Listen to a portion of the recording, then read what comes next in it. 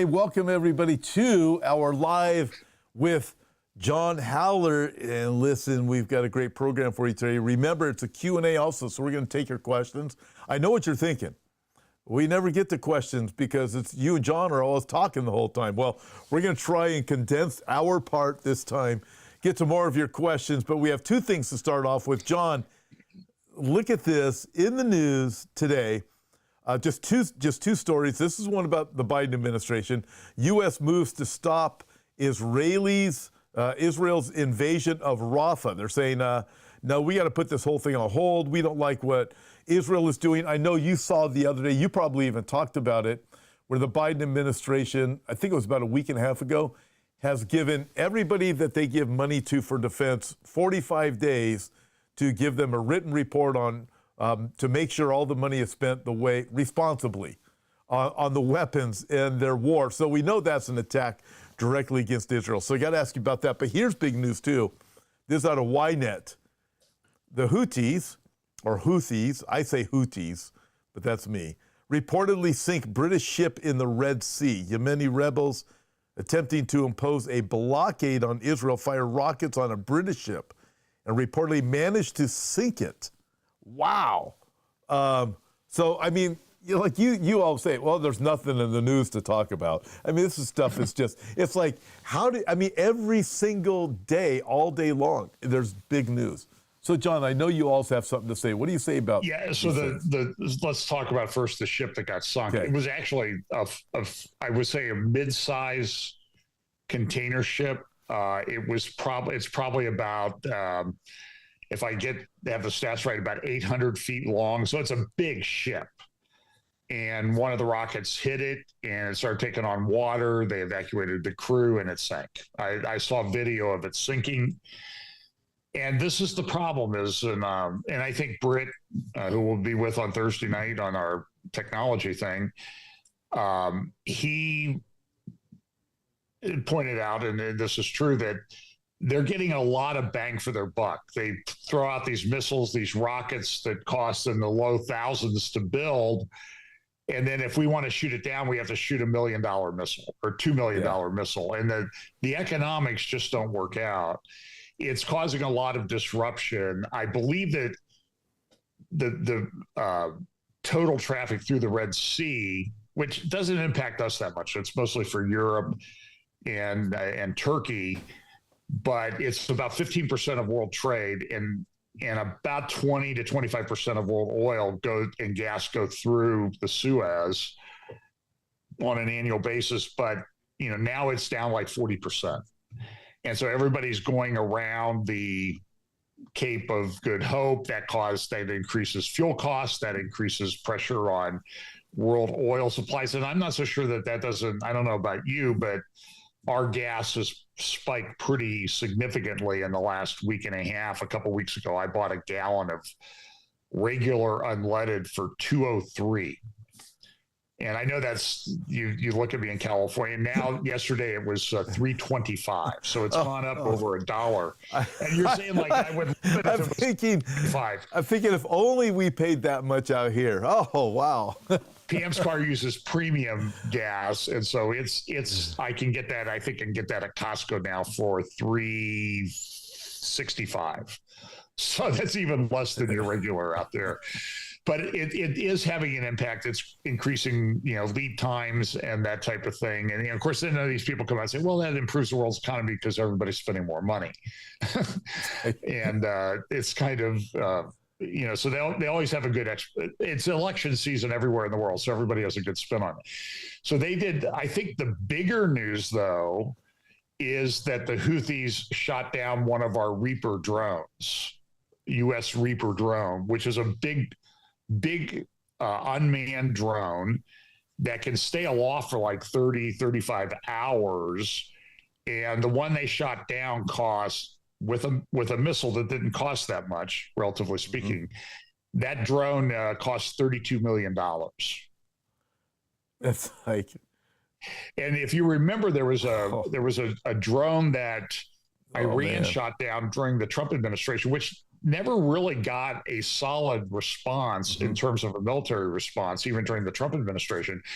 That drone was one of our larger drones that cost $230 million for one drone. Now, that's the drone, if I remember correctly, that they had captured and they did a reverse engineering on. Is that correct? Well, the drone they shot down, prior to that, they had hacked into it and forced it to land, and then reverse engineered it. Okay, that's a different one. Okay. No, but it wasn't the drone, the same model of drone Gotcha. that Iran shot down. They had forced into a landing in Iran, and then they reversed engineered that. And if you look at some of the technology they're coming out with in terms of their drones and missiles, and it seems like they're announcing something all the time. So they're smart people, and they're totally dedicated to this, and they spend all this time. Their drones look a bit like ours. And so this whole drone thing is a huge, huge issue. Let me just make sort of a related comment to that. On the front page of the Tehran Times late last week, they had a picture of Saudi Arabia, the UAE, the Arabian Peninsula. And if you remember at the G20 meeting in September, early September, they announced this India, Middle East, European trade corridor where they were going to have, rather than use the Suez Canal, remember they had that one ship that blocked it for 6 days a few years ago. They were going to take things to the United Arab Emirates, Bahrain, and Saudi, unload it, put it on trucks, and take it across Saudi Arabia, United Arab Emirates, mainly Saudi Arabia and Jordan, to Israel, to the Mediterranean, put it back on ships to avoid the Red Sea. But my concern with that is, and I've talked to a couple Bible prophecy guys about this, is the Houthis will go ahead and interfere with that shipping that goes across. I mean, what difference do they make? It's a slow moving ship on land, or a little bit faster moving truck on, a slow moving ship on the ocean, or a faster moving truck on land. It's not that big of a difference, and their missiles and the technology that they have can take it out. So the upgrades of all this AI and all the stuff that we're seeing is having a huge impact on the war there. So they've learned a lot. They've gotten a lot of data from the drones and that type of missiles used up in Ukraine and the Ukraine-Russia war. And now that information is being percolated worldwide through a lot of people who we don't really want to have that kind of technology, but the software is there. So ship sunk, Reaper drone taken down. A couple big stories. A couple of real big stories. I'm going to get to another one just a minute I want to ask you about. But I'm going to throw this out there because Stephanie Jimenez asks, and guarantee this will start fireworks for me and John and whoever's viewing. She asks, are Revelation 6 horsemen part of God's wrath? So we'll get to that after we get to, because John and I both have our opinions on this. So this will be great. Great question, Stephanie. We'll certainly get to that. But first, let's get to this. Telegraph, and this is the Biden administration moves to stop. Biden administration moves to stop Israel's invasion. They want of Rafah. They want to just stop Israel from moving forward.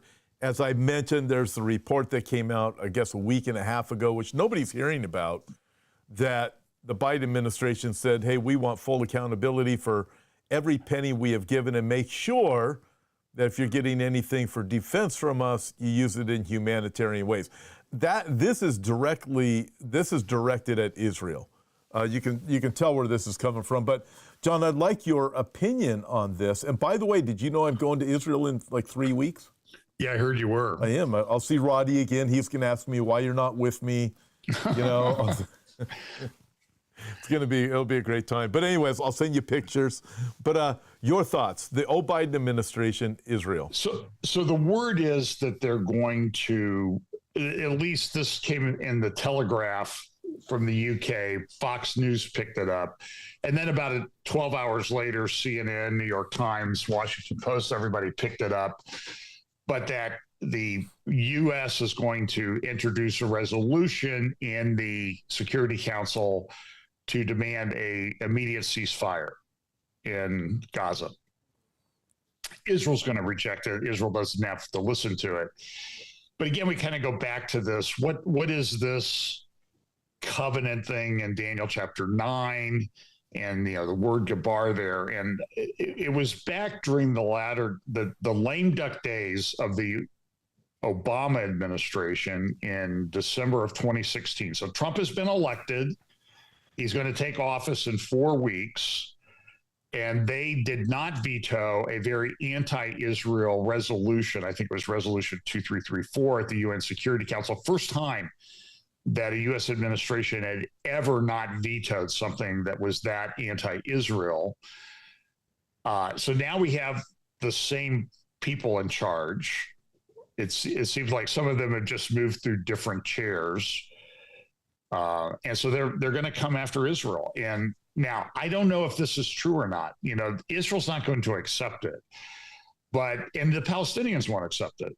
But the point is that with regard to how this thing works, this agreement that we're always looking for, and the word strengthened, or it's done with strength. My thought back in 2016, when I saw this happening, was, maybe we're kind of looking at it the wrong way, and maybe this is an agreement that not everybody's going to sign, and there's going to be a big, happy ceremony with parades and all this other stuff. It's going to be something that's shoved down people's throats. So the world community could shove it down the throat of Israel and the Palestinians both. And the Palestinians are in not a bargaining position. They're having a lot of financial trouble. So I don't know. I just think it's something that we need to consider. I think it's a great thought. When you look at it, it does mean strengthened or made strong. So when we hear all the talk coming out of the Western powers, they're saying we're going to, basically, if we have to impose this on Israel, we are going to do that. And so when you look at it with Daniel chapter 9, even with Isaiah chapter 28, at a time when Israel has scornful men that are ruling Jerusalem, they enter into this agreement. It doesn't mean it's not imposed upon them. They're not forced into it. So when you look at it from your perspective, I think it's definitely worth considering, especially when we see everything going on. Definitely the Palestinians, listen, they do not want a two-state solution. They don't want anything like that either, Sure, because they want to eliminate all the Jews from the planet if they can. So when they hear two-state solution, they hate it for the exact opposite reasons we don't like it. But right. But they think, no, there will be one state, it'll be a Palestinian state. So the direction we see things going, I think, John, you could be onto what is correct about the right interpretation of that. And remember too that the other part of what the Biden administration wants to force through the UN is moving back to the 1949 armistice lines, which puts Israel into a. If you go through my update on Sunday, I had some pretty good graphics on the layout of the land of Israel.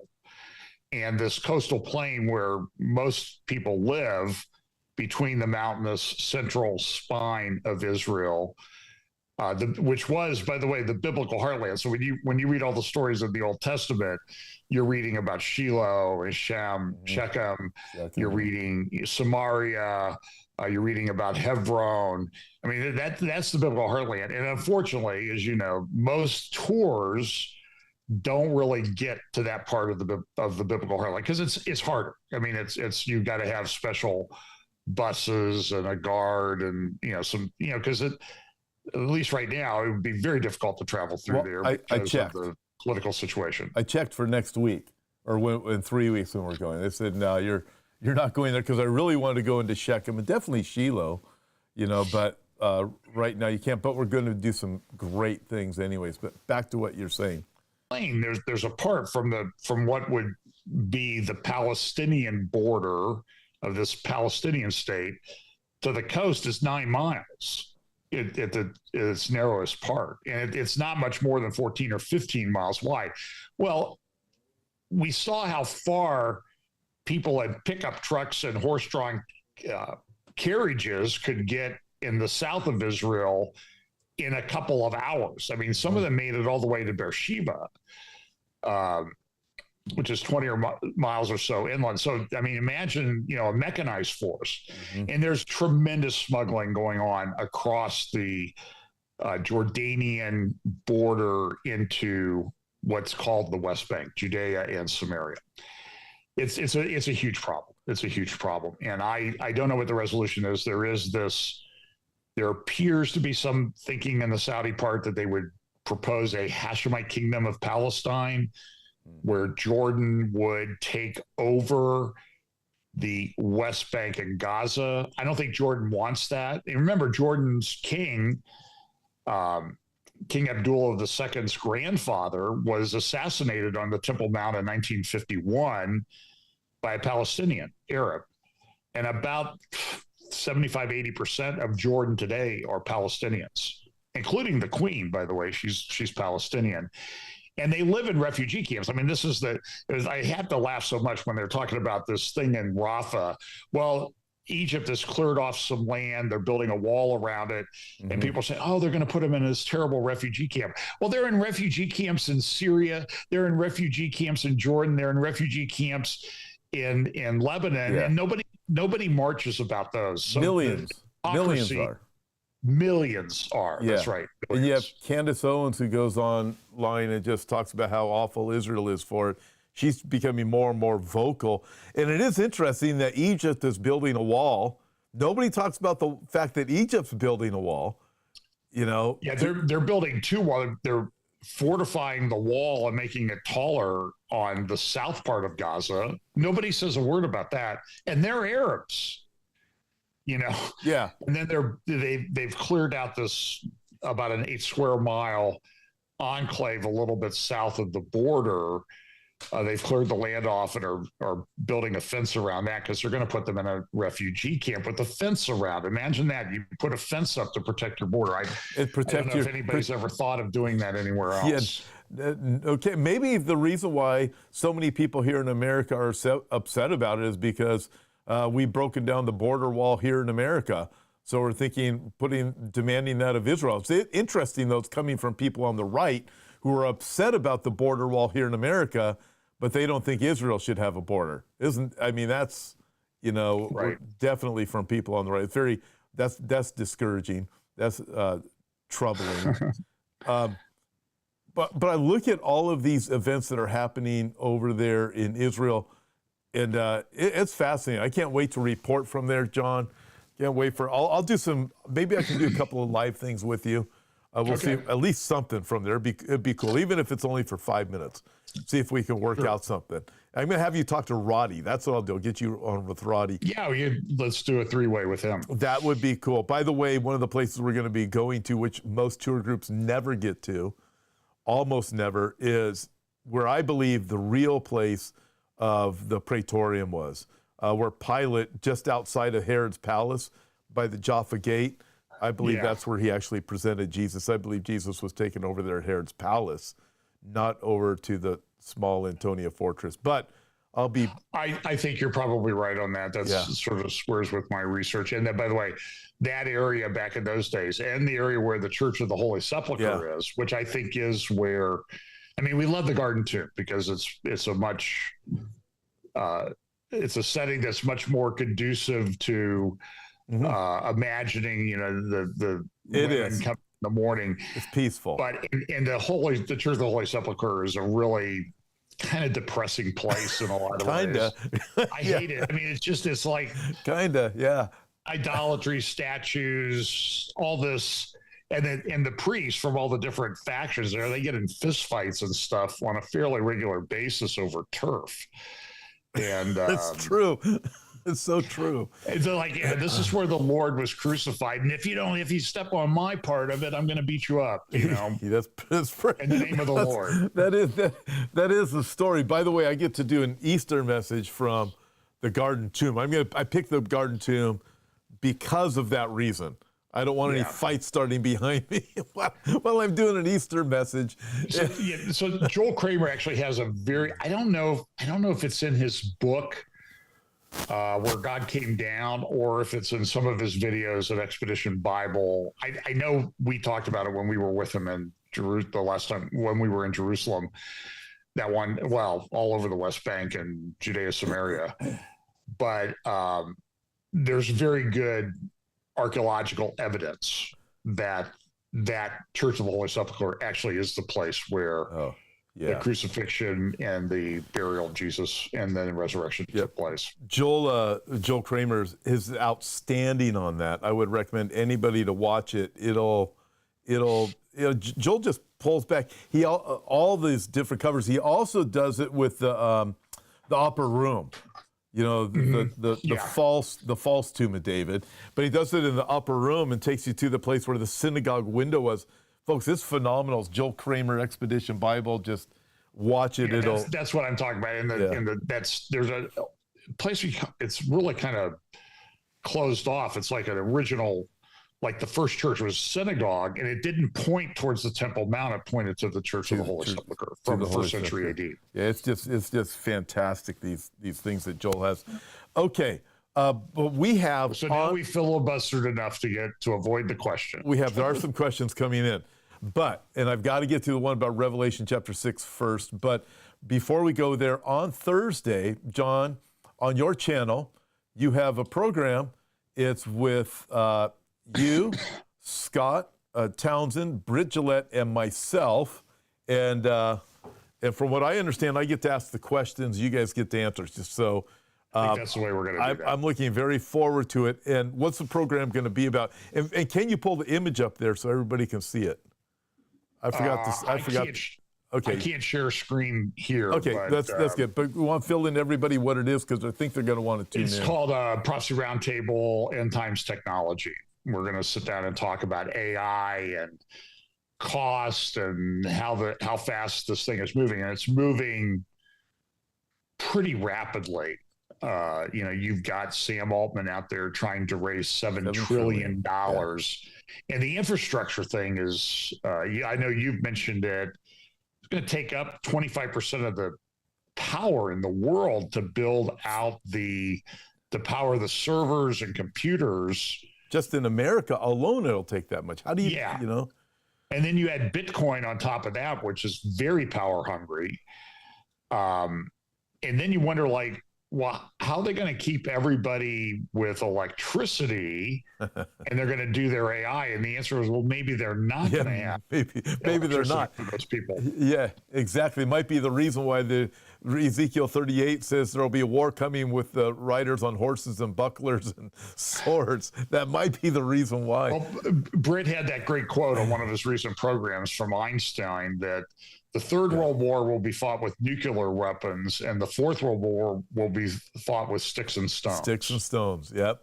That's it. Okay, John, let's throw some gasoline on the fire. So Revelation. This is so interesting, Tom, because I will talk about something like my view of the seals. And listen, I appreciate people, okay?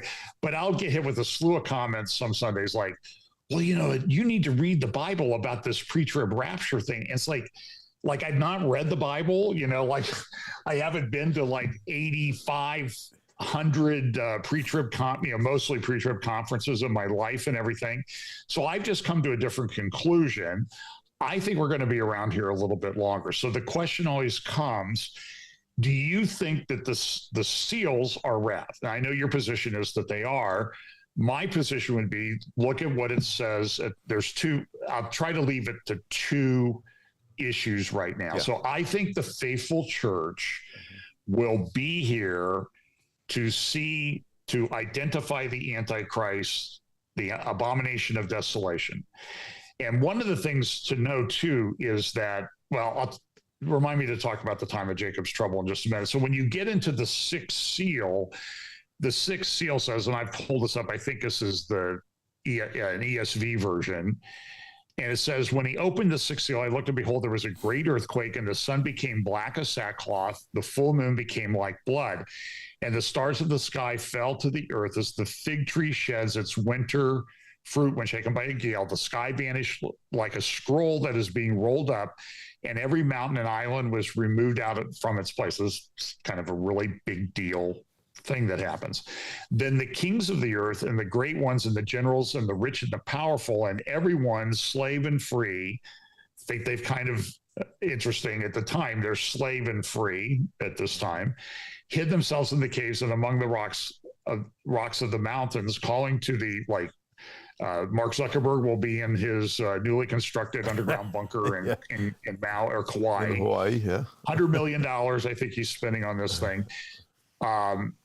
Calling to the mountains and rocks, fall on us and hide us from the face of him who is seated on the throne and from the wrath of the Lamb, for the great day of their wrath has come, and who can stand? So there's two different views of this. So most of the pre-wrath, post-trib community would say that this identifies when the wrath starts, at the sixth seal. And then the question is, well, how long do these seals go? And this is one thing that I've been thinking about for a long time. I even have some graphics that I use on it about the seals open, but it's not like I don't think the scripture teaches the first seal opens and everything in the first seal gets finished. Then the second seal opens. They may open in very short sequence, and there's sort of a increase of how they unfold over time. And I think they reach an apex. For example, the first rider goes forth conquering and to conquer.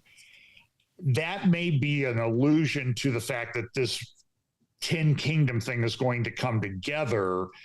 And it seems like it comes together at the time, around the time of the abomination of desolation. That's when the Antichrist goes into to the holy place. May or may not be a temple, maybe a lesser structure at that time, quickly shuts down the sacrifice and offering, desecrates the temple. And so it may be that the first, this conquering and to conquer reaches its peak kind of at that point. And then that's the point too, by the way, nobody's told to flee Jerusalem, where this is going to be kind of the epicenter of things, until that point. So that, I think, kind of supports my belief that the wrath comes in the middle, around the sixth seal. And the sixth seal may be even beyond that. And then I think there's the issue of the time of Jacob's trouble. So my view, I know that, I know the standard, you don't need to send me videos or books or anything like that. I know exactly what most pre-trib people think. And that is that the time of Jacob's trouble is the same as the tribulation period, is the same as the 70th week. But my point is, when you look at the description of this period of great tribulation that's coming, that's after the abomination of desolation. And there are very good teachers, I probably won't name them here, who say that it's not the tribulation, they sort of conflate everything. The tribulation period, the time of Jacob's trouble, the day of the Lord, the wrath of the Lamb, all of that that's the same thing. And I don't think they're the same thing. I think there's some distinctions that could be made. But when you look at Jesus' description of, so I think the one big error is they call the whole period the Great Tribulation. That's just completely wrong in my estimation. And they're good guys that do this. And they're books that I have in my library and that I read. But Jesus describes it as the period of time such as never was nor ever will be. And so I think that that's an indication, because when you look at Jeremiah chapter 30, verse 7, where it discusses this day, and it says in verse 7, it says, well, verse 6, ask now and see whether a man is ever in labor with a child. It's kind of interesting because it seems to be, at least people are saying that's happening now. And Jeremiah says, you've never seen this, like a woman in labor and all faces turn pale. Verse 7, alas, for that day is great, so that none is like it. And it is the time of Jacob's trouble, but he shall be saved out of it. So I think that the time of Jacob's trouble and this period of great tribulation is the same thing. So it happens starts after the abomination of desolation. That's how I view it. Okay, and I appreciate that, and that's one of the reasons why I like doing things with you, because we don't have to fight about them and yell about them, although I'm going to yell right now. No, I'm not really going to yell. I'm not going to do that, but real briefly, for me, it's much easier to understand the pre-tribulation rapture view. I look at Revelation chapter 5, for example, that when you see the seals being opened, who's unsealing them? It's Jesus. Sure, at that point, it's his wrath. However, I would agree, when you have the midpoint of the tribulation period, Matthew chapter 24, the abomination of desolation, I believe that all happens at the midpoint of the tribulation period.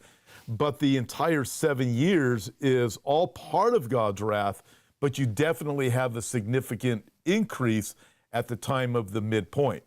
But when there's several different things I look at. So one of them is Jesus who unseals the seals. So nothing happens until Jesus does that, and only Jesus can do it, to the point where you have all of those who are in heaven around the throne are saying, who is worthy to take the scroll from the Lamb? And what we also have in there is those who are redeemed of the earth are rejoicing over him who is worthy. Who are the redeemed? Well, those are believers in the Lord Jesus Christ. So I see that. And now when it comes to the seals themselves, you have Lee Brainerd's vision, which may make the most sense. I keep looking at it more and more and more. Lee is pre-trib, but he sees all of the events of the seals taking place over the entire length of the tribulation period for the most part, but they do begin at the beginning of the 7 years. Sometime in the early, I would agree with that. That's sort of consistent with what I think. And I also see where you have, I think the trouble for traditional belief in pre-trib rapture is the fifth and sixth seals, not putting them into the right category. But I think when you think about them correctly, pre-tribulation rapture makes the most sense. I believe Antichrist has come into power, and it's him who is making sure that the fifth seal saints are martyred. They've been martyred throughout the centuries. It's not just those who are martyred at one time, but it's those who are definitely martyred during the beginning of the tribulation period, because when you get to chapter 7, it says, who are these that are clothed with these white robes? These are those which came out of the Great Tribulation. So you see that. So for me, it's easier to believe pre-trib rapture. For you, it's easier to believe pre-wrath rapture. Yeah. And for others, they believe post-tribulation rapture, like Walter Martin did. Walter Martin was one of the smartest guys that's ever done apologetic ministry. So, but I appreciate the question that Stephanie has, John, simply because. Can I just add one more point? Yeah. If I can add one more after you add one more. Sure. Okay. Okay, as long as yours is shorter than mine. Oh, mine, as long as can you be short? Is that possible? So in the fifth seal, this is kind of interesting because I've thought about this. I thought about this a lot, and this was sort of one of the things that sort of led me to by the way, I don't know if I'm going to make it to the rapture at this point. You know what I mean? I went to 2 doctors this morning, not that I'm sick or anything. It's just for maintenance, that's, and I've got one more tomorrow. But at the fifth seal, we have these redeemed people of God who are under the throne in heaven. And they are saying to the Lamb, hey, when are you going to avenge us? When are you going to go pour out your wrath? And so I would say they don't see that this, first of all, they're aware of what's going on the earth, and they don't see that the wrath has come yet. And they're told, hey, just wait a little while until your number is complete, which is kind of interesting because we always talk about the full number, the fullness of the church. And maybe I'm just wondering out loud, is it the full number, the number of martyrs? That's kind of interesting. And so, and he says, just wait, it's going to happen. And you see in Revelation, I think it's Revelation 12, where Satan is cast down and he goes forth with, Daniel talks about this, with great fury, with great wrath. So there is a wrath of Satan during this period of time as well that we need to figure out. So, yeah, but so I know that's a typical response for pre-wrath is the wrath of Satan when you look at the seals, but is it really, if the only one who's worthy to begin that outpouring of the seals is the Lord Jesus himself?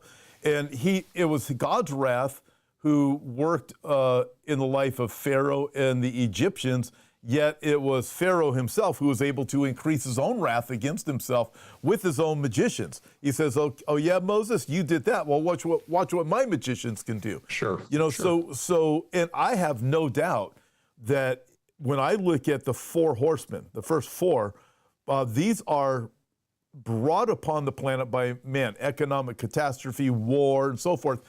But man is constrained until the Lord loosens the seals. He can't do it. Even right now, this isn't going to happen until the Lord says it's going to happen. The rapture won't happen until the Lord says it's going to happen, regardless of what our timing is.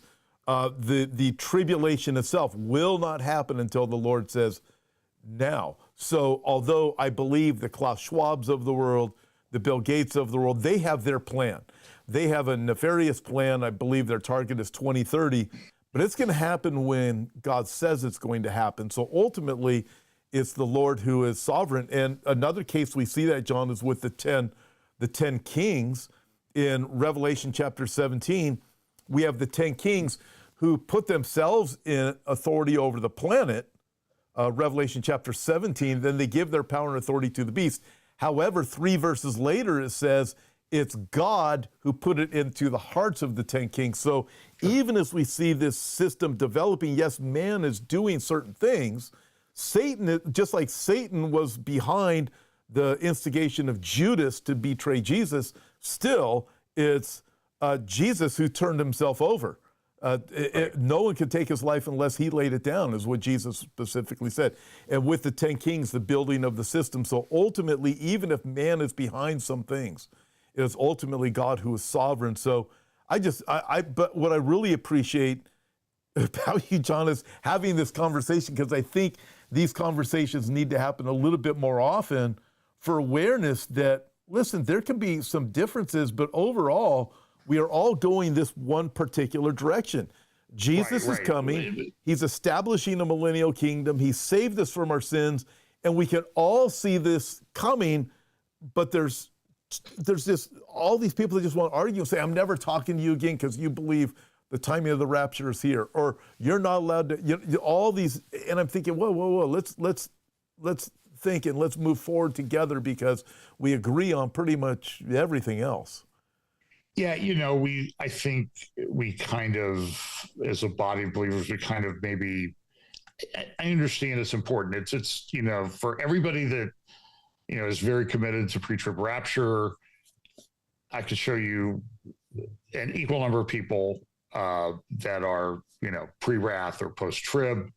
And the interesting thing is too, what I don't like, Tom, and I don't think you do either, is bad arguments. So that if you believe in pre-wrath or post-trib, and I think it's very important when people do talk about it that you try to fairly accurately represent the opponent's position. Because, and I see a lot of straw man being built, that they're easy to knock down, and it's like, yeah, that would be great argument if that's what people actually believed about that. And I see there's that problem, but you need to understand that so one of the arguments is, well, you're replacement theology. You don't have a proper view of Israel, and I can tell you it's sort of like, so Brandon Holthouse did a very good video recently on Eric McTaxis, who really unloaded on people who believe, I don't know if he said pre-trib rapture or just rapture. It was basically rapture and anybody who's believing and teaching Bible prophecy. Now, right, and he just dumped them and unloaded on him, and Brandon gave a very effective response. But you need to, and it's like, oh, you people don't want to do anything. Listen, I grew up in pre-trib churches. Okay, I could go pull off. I've got a Scofield Reference Bible on the shelf in my little library upstairs. I just saw it the other day. So, I grew up with that. I know it. I understand it. So, but I disagree with Metaxas because the great missionary movements of evangelicalism that people would put into the sort of the category of the Church of Philadelphia, the great church of love, sending people out into the world to minister to people who are lost, that came from pre-trib and rapture believing people, because they believe that we need to get out there and get about the Lord's business. So it's just a complete straw man for Eric Metaxas to sit there and say, oh, you guys don't want to do anything. Look, there are lazy people on all sides of every issue, Eric. And everybody wants to slice off, oh, you believe in a pre-wrath, so you don't understand Israel. I defy you to find anybody who is more supportive of Israel than a lot of the pre-wrath people, post-trib people that I know. Yeah, I would agree. In fact, it's you.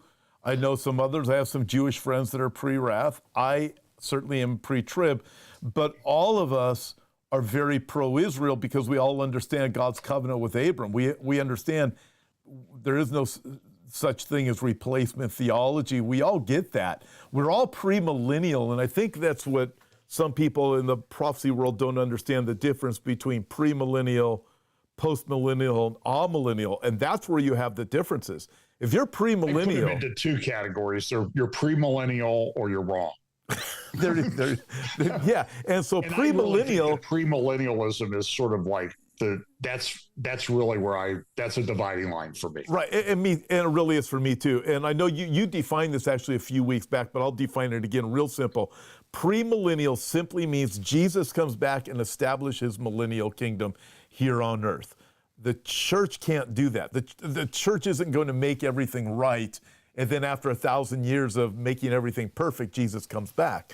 But by the way, the church in 2,000 years hasn't really done too much no, establishing the kingdom. The church has got some issues. Hey, so, okay, I have this other question on here, and great, sure. Thank you so much for that. By the way, in the defense of Eric Metaxas, I did receive a text from another friend because I said, hey, this is a problem because myself, Greg Denham, it was actually Greg Denham in the conversation, Jack Hibbs, James Cadiz, Tim Thompson, Joe Pettick. I could go right on down the list of pastors who've been very supportive of Eric Metaxas, we're all pre-trib. And then all of a sudden he said that, so it became a little bit of a challenge for him. But in his defense, he's not a theologian. He said he's not, basically, in this response. I'm not a theologian. I didn't understand this argument. I've never, and so in his defense, he said some things. Fine. I'm even thinking about maybe having him on here sometime to just talk about that. And I think Eric wrote a great book on Bonhoeffer, but my conclusion from that was, we can look at some of the things that Bonhoeffer did, how he acted, how we work things out in a collapsing culture with real evil around us, and Romans 13. And a lot of people misinterpret Romans 13, in my opinion. And so I'm with that. But, Bonhoeffer had massive theological problems. Yes, he did. I'm not even sure he was a Christian. So I think that, we just have to be kind of careful with that too. So I just didn't see Eric, when that book came out, really dealing with Bonhoeffer's pretty bad theology. I appreciate your saying that. I've quoted from Bonhoeffer before, but that is a good reminder. Thank you very much. Okay, so John, I know we were supposed to be out of time a couple of minutes ago, but let me ask you this. Rhonda Menzies said, what are your thoughts on Revelation chapter 18? Who is Babylon? Some people think this could refer to America. What is your view? Okay, real simple, everybody.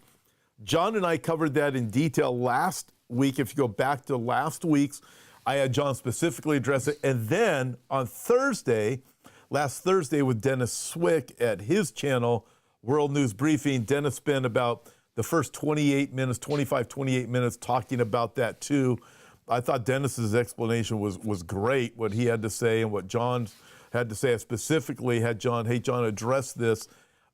Between the two, between what John had to say and Dennis had to say, I think you'll get a really good view of what my and John's opinion both are understanding it. But do you have anything you want to add to that, John? Yeah, I think it's a very complicated issue. So, some friends of mine, Doug Woodward, Doug Krieger, D. McGriff, wrote a book called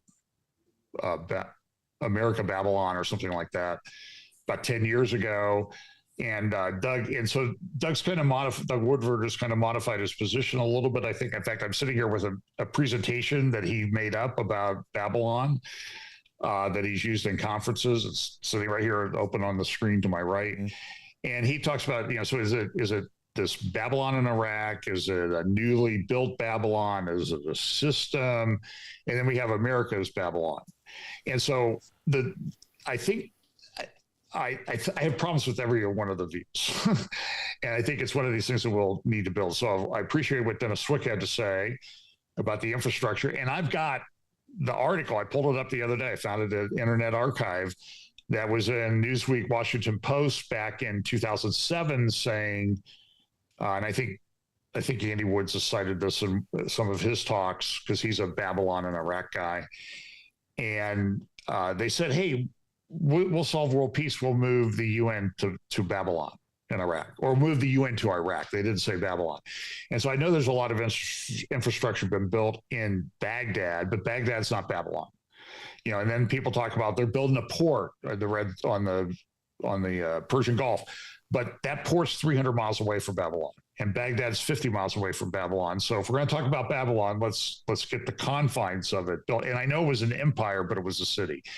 So it's difficult. Some people say, well, America's not really Babylon, it's the daughter of Babylon. And you know what? You can probably make a pretty good case looking at Jeremiah 50 and 51 for that. But the destruction, it appears, in Revelation 18 of Babylon occurs at the end. You made a good point. I think it was the Dennis Swick conversation.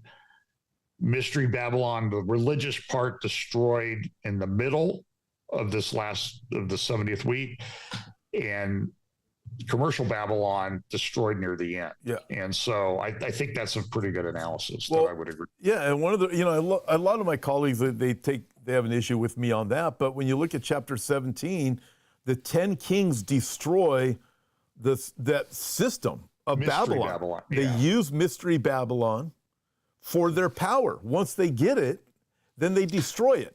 But in chapter 18, God destroys the kings.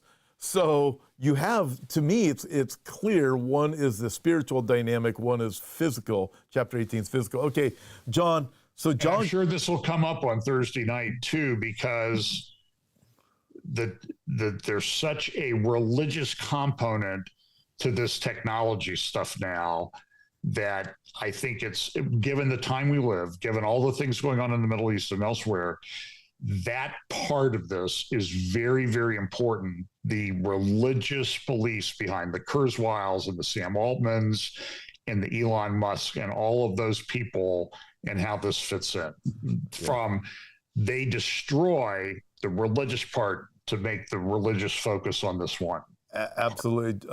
Thursday night's going to be 6 p.m. Eastern, 3 p.m. Pacific. It's going to be absolutely terrific. Again, it's John Haller, Scott Townsend, Britt Gillette, and myself. I get to ask the questions. I'm looking very forward to it. See if I can keep everybody from talking too much. I've got to give guidelines, but it is going to be terrific.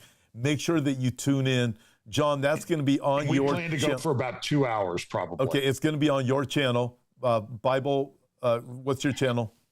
Fellowship Bible Chapel on YouTube. I've tweeted it out and everything, but we're trying to, I think, with the platform streaming that we're using, it may be able to be streamed over to Hope for Our Times as well, and to like End Times Bible Prophecy. If possible, but if not, listen, just write down Fellowship Bible. It'll certainly be up on all those channels after we're done. Yeah, and so make sure you want to watch it live, throw your questions out. It's going to be absolutely great. I'm going to answer this real quick, and then we'll buzz out. So John Geis asks, we know John, he asked me, this is specific for me, John, so you don't have to answer it. Tom, are you pre-tribulation of those days, the first 6 seals, or pre-Great Tribulation? I am pre-tribulation for the 6 seals too. And here, I'm pre-trib over the entire 7-year period. Let's put it that way. The 7-year period, I believe, is specific for the nation of Israel. The rest of the world is involved in it, but that's what I believe. It's just like the first 69 weeks were about Israel. The last week, I believe, is going to be about Israel. That's my opinion. I know some of you don't agree with me, but that's okay. That's why John and I both agree on almost everything else, even what kind of food is good food. And but John is what ice cream is good ice cream. What ice cream is good ice cream, and I am going to get you to Israel with me eventually. We'll do it by phone. We'll do it by video this time with Roddy, so you can officially meet Roddy via phone. So sure. Listen, thank you everybody for joining us. John, you got a final word for everybody? No, I just think, look, we're all in this together. And God will get any one of us when it's ready. As I said, I'm getting older, and I realize that we always have to live. So when I look at imminency, I look at it as I could die. I don't know when I'm dying. I could die at any moment. And so, however I'm going to leave this world, by rapture or death, then I need to be always living in light of meeting the Lord very, very quickly at any moment. Always be ready. Amen. And Olivier Melnick's going to be joining me today live at 2 o'clock Pacific time. So get ready to send in your questions. Olivier is a good friend of both John and myself. Yes, Olivier and I are pre-trib. We're still both friends with John. So he will be at FBC in April, and he's on Saturday. We're going to do a Passover Seder a couple weeks after. Great. Resurrection Sunday. I don't like the other term. Me neither. That'll be fantastic. And looking forward to seeing you guys. If you can join us today, John. Thank you so much. Tom. Fellowship Bible Church. Go there. Check out everything that John has on YouTube over there. And I can't wait to see you Thursday. It's going to be terrific. Sounds great. Thanks. Bye, everyone.